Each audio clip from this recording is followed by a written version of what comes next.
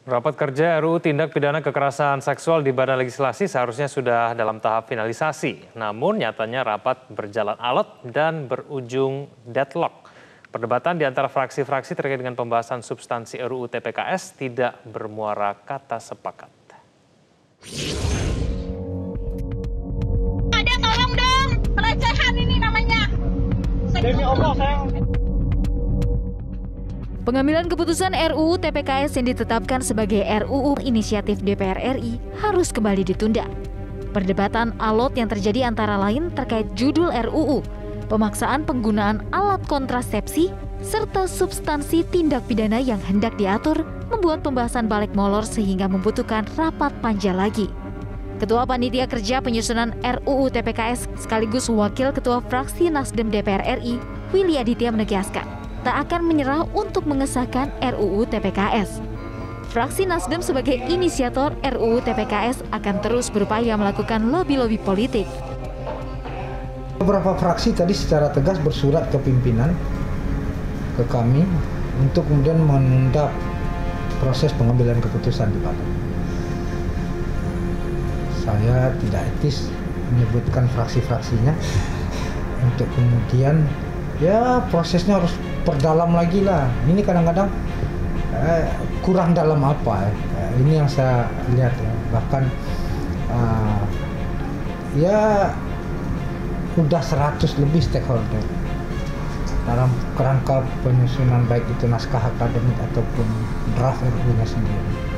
Yang kedua, toh ini nggak ada yang diumpet-umpetin. P3 salah satu fraksi meminta penundaan finalisasi draft RUU TPKS. Ketua DPP P3 sekaligus Wakil Ketua Balek Ahmad Baidowi ingin pembahasan draft RUU tidak terburu-buru disahkan. Sehingga jika nantinya sudah masuk tahap pembahasan bersama pemerintah, internal DPR sudah memiliki satu pandangan yang sama di antara 9 fraksi. P3 hari ini meminta waktu terlebih dahulu, tidak buru-buru disahkan draftnya, bisa nanti seminggu ataupun 10 hari dari hari ini, paling tidak di masa sidang ini sudah ada draft RUU yang kita setujui.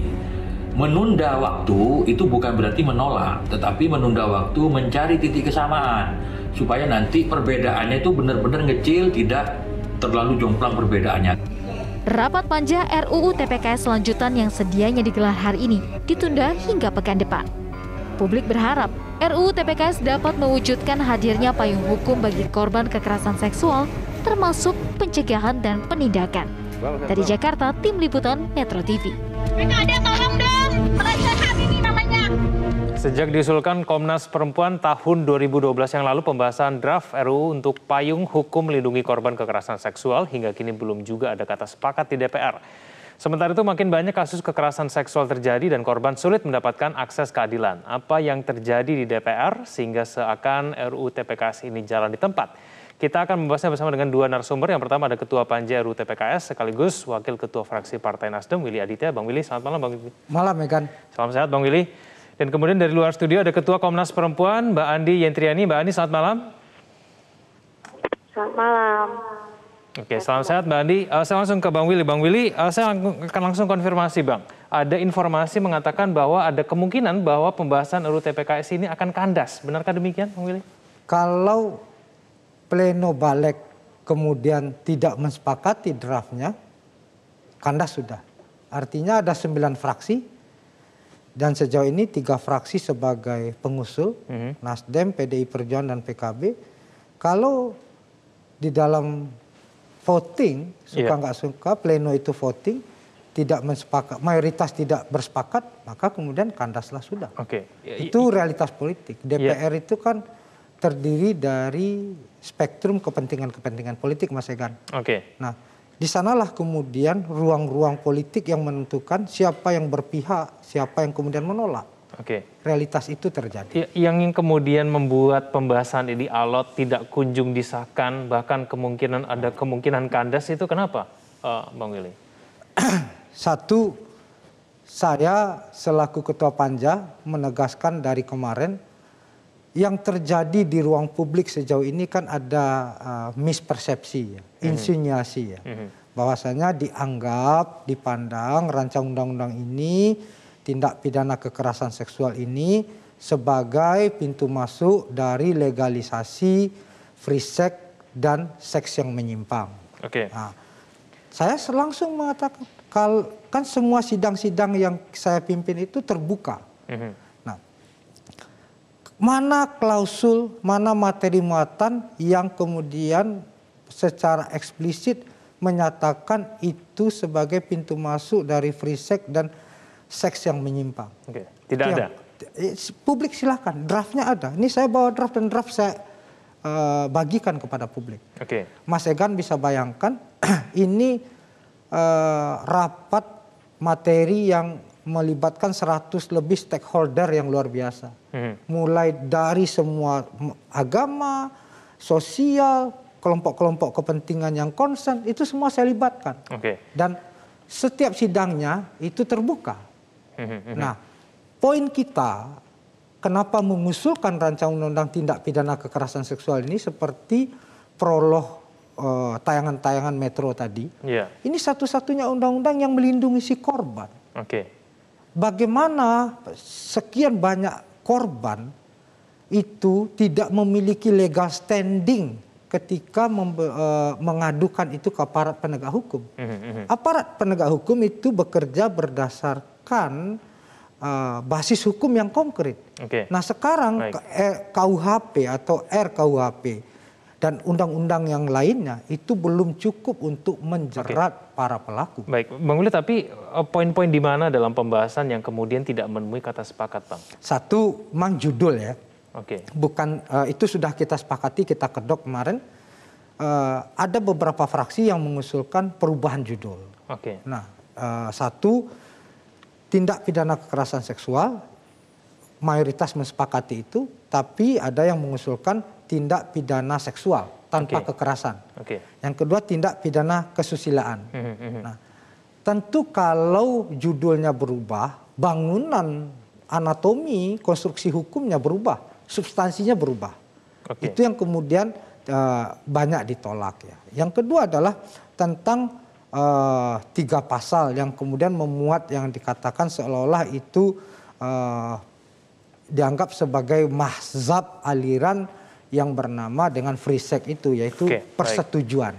Nah itu kita koreksi. Oke, tapi judulnya saja belum ada kata sepakat begitu? Sudah. Oh sudah ada, judulnya sudah ada tapi kemudian tinggal pembahasan ya, bawahnya. Tapi itulah yang kemudian harus menjadi fokus kita Mas Egan, bahwasanya yang menentukan nanti itu adalah sikap fraksi-fraksi ketika pleno. Oke, baik, saya ke Mbak Ani. Mbak Ani, tanggapan Anda menilai mengenai dinamika yang terjadi di proses di DPR berkaitan dengan Undang-Undang TPKS ini seperti apa, Mbak? Yang pertama, Mas, kita sungguh apresiasi kepada Mas Willy dan 3 fraksi ya yang mengusulkan rancangan undang-undang tindak pidana kekerasan seksual ini. Dia adalah rancangan undang-undang yang sangat ditunggu oleh korban. Kita sudah tahu semuanya apa yang menjadi hambatan-hambatan hukum bagi korban untuk memproses kasusnya, baik itu di tingkatan substansi maupun di dalam prosedur, tetapi juga kebutuhan yang tidak mendapatkan ruang yang cukup ya selama ini pengaturannya adalah tentang pemulihan korban.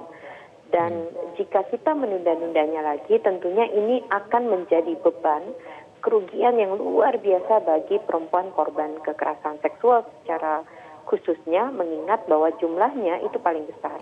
Tidak berarti bahwa undang-undang ini hanya untuk perempuan ya, karena kita tahu bahwa cakupannya sebetulnya juga memberikan perlindungan baik itu kepada lelaki juga maupun yang dewasa dan anak-anak gitu, yang merupakan tambahan penguat dari undang-undang lain yang sudah ada yang selama ini masih memiliki jurang-jurang hukumnya. Oke, baik, Mbak, ini poin-poin apa saja yang seharusnya masuk dalam pembahasan ini, kita akan bahas itu usai jeda. Pemirsa jangan kemana-mana, Prime Time News akan kembali.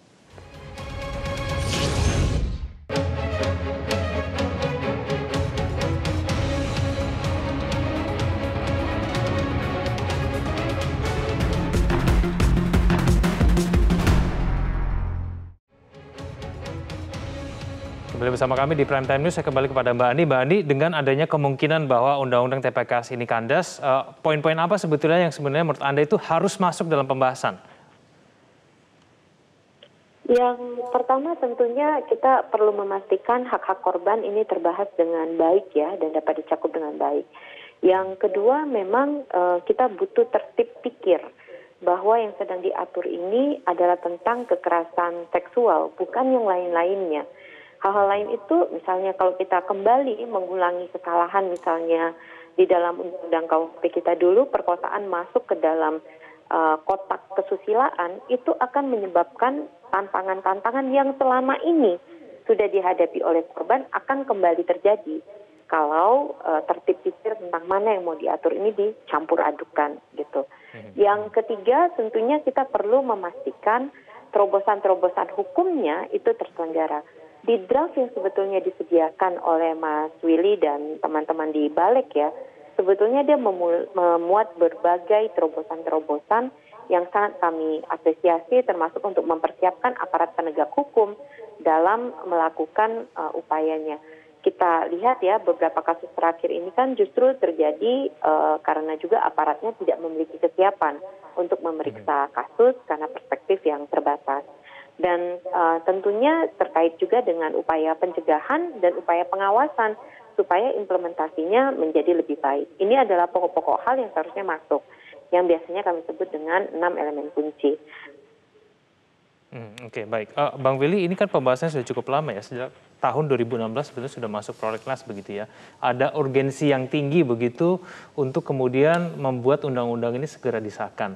Apa yang kemudian menyebabkan fraksi-fraksi yang tidak sepakat, tidak mau kemudian segera mengesahkan undang-undang ini? Gini, Mas Egan, seksualitas itu suatu hal yang tabu di tengah masyarakat kita. Dan kita tahu negara tentu tidak akan mengurus itu. Maka kemudian mensreanya adalah kekerasan. Nah, jadi ini kan undang-undang tentang kekerasan seksual. Jadi seksualitas itu hanya objek, tapi kekerasannya, tindakan-tindakannya, ini yang diatur oleh negara sebenarnya. Jadi bukan kemudian yang seperti Mbak Andi bilang, yang bukan yang lain-lain itu. Jadi bukan kebebasan seksualnya, bukan penyimpangan seksual juga gitu. Nah, karena apa? Bayangkan ya, bagaimana hak hidup seorang korban yang selama ini mengalami traumatik, tidak bisa bersosialisasi gitu ya, bahkan dikucilkan. Bagaimana kita melihat ini fenomena gunung es. Jadi ini benar-benar keberpihakan, memuliakan perempuan. Ya, itu terhadap pelecehan seksual, terhadap eksploitasi seksual gitu ya, terhadap perbudakan seksual dan lain-lain sebagainya. Nah, domainnya di sana. Jadi kita ingin kemudian peradaban kita ini lebih memanusiakan manusia lah. Dialog itu kita bangun terus-menerus dan kemudian kita ingin kemudian ya biar tidak terjadi mispersepsi lah. Nah, kepentingan-kepentingan politik lah yang kemudian jangan membuat ini menjadi suatu hal yang lari dari situasi ini ya. Kita boleh berbeda perspektif ya. Tapi untuk sebuah fakta sosial yang saya lihat yang seperti sekarang besar sekali ya, kita itu kekerasan seksual ini kan tidak mengenal ruang dan waktu dan jenis kelamin. Kita anggap rumah keluarga aman, ternyata dia terjadi di tengah-tengah keluarga. Nah, ya, bisa kepada orang terdekat, kepada siapa gitu. Kita anggap mungkin sekolah aman atau pesantren aman atau rumah ibadah aman, ternyata juga terjadi. Artinya proses ini terjadi di mana-mana. Tapi ada fraksi yang tidak mau fokus di situ. Ya, itu kepentingan politik ya. Maksud saya, ayo kita duduk dari awal, saya selaku Ketua Panja, kita duduk menyusun ini berbasiskan sosiokultural. Ya, kita dialog segala macam ya, tapi dengan kepala yang terbuka segala macam, bukan dengan kemudian saling tegang-tegangan ya. Ya, tapi itulah kemudian, jadi jangan Mas Egan, jangan dilihat DPR sebagai sebuah kesatuan unitnya, tapi lihatlah kemudian kepentingan-kepentingan politik yang berlaga di memperjuangkan itu. Jadi itu terbuka sekali, kita bisa melihat gitu ya dengan seksama ya. Itulah kemudian fakta politik yang terjadi di ruang sidang. Mbak Andi, kasus-kasus seperti apa sih yang paling banyak ditangani oleh Komnas Perempuan dan kemudian tidak mendapatkan perlindungan karena belum ada undang-undang TPKS ini? Tentunya kasus-kasus yang perkosaan yang selama ini tidak didefinisikan ya di dalam perkosaan yang di dalam RUU TPKS ini disebutkan sebagai juga bagian dari tindak pemaksaan hubungan seksual.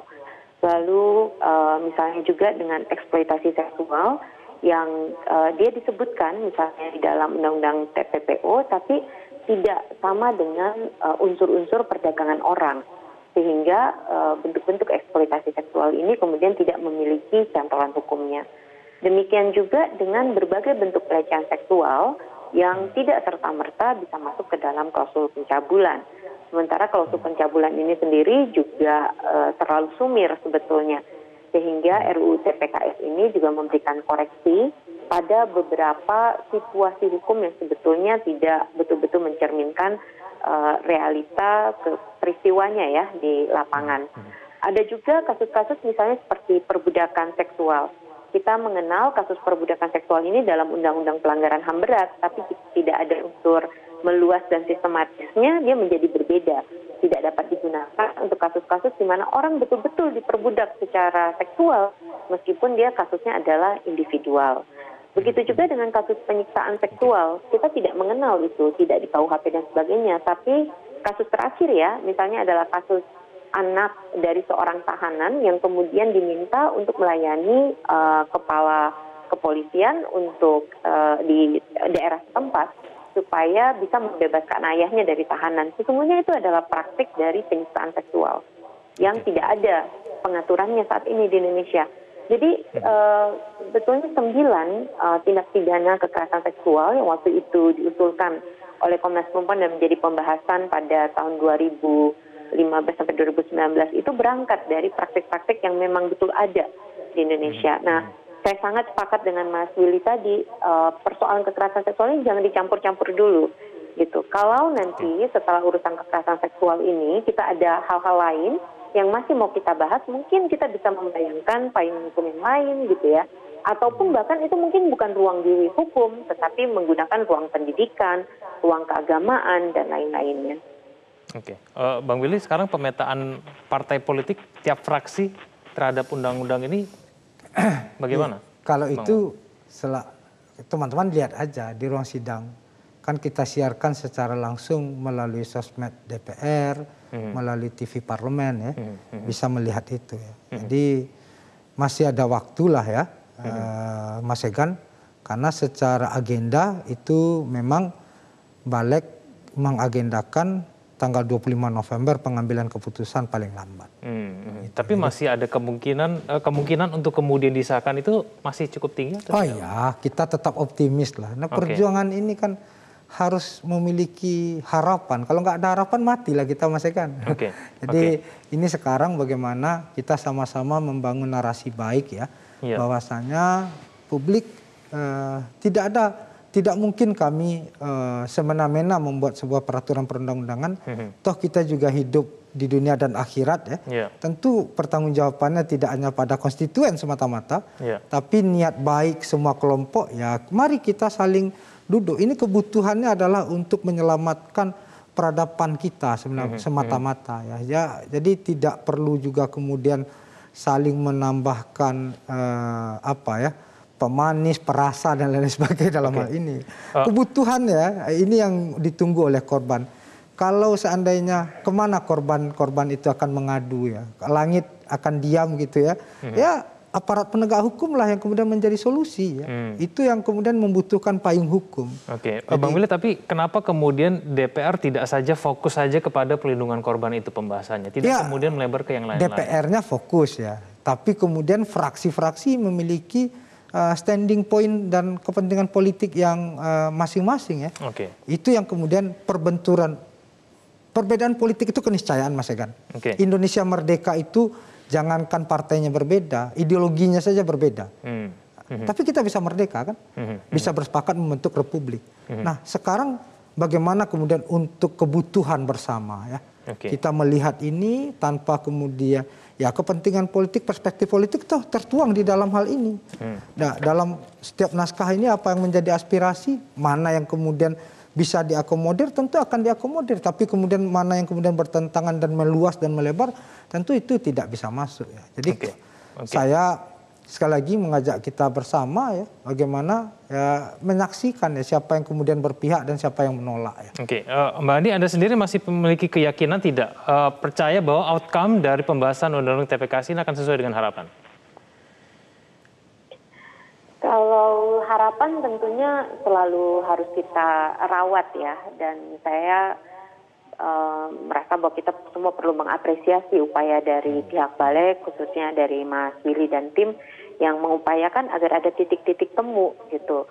Ada banyak kok perbaikan dari draft yang sebelumnya dari periode yang lalu ya, termasuk untuk menjernihkan apa yang dimaksud dengan kuasa timpang, ataupun juga tentang definisi dari kekerasan seksual, dan juga menegaskan tadi beberapa terobosan hukum yang seharusnya menjadi perhatian dalam memastikan akses keadilan bagi perempuan korban.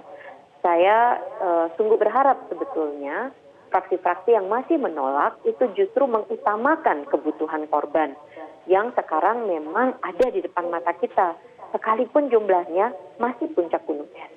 Puncak gunung esnya saja sudah seperti demikian kan masalahnya gitu. Sementara hal-hal lain yang terkait dengan delik kesusilaan itu menurut saya tidak boleh dipercampur adukan. Mari kita letakkan itu dulu, kita selesaikan bagian tentang kekerasan seksualnya. Hal lain kita bisa diskusikan dalam format yang berbeda. Saya yakin ini kan semua proses pembahasan sebetulnya untuk legislasi bisa dilakukan bersama antara pemerintah dengan DPR gitu misalnya kan. Jadi kalau memang ada keinginan untuk inisiatif undang-undang yang lain, silakan saja gitu. Oke. Tapi jangan membongkar rancangan undang-undang kekerasan seksual yang betul-betul dibutuhkan oleh korban. Ini berangkat dari pengalaman lembaga-lembaga pendamping korban selama lebih dari 2 dekade.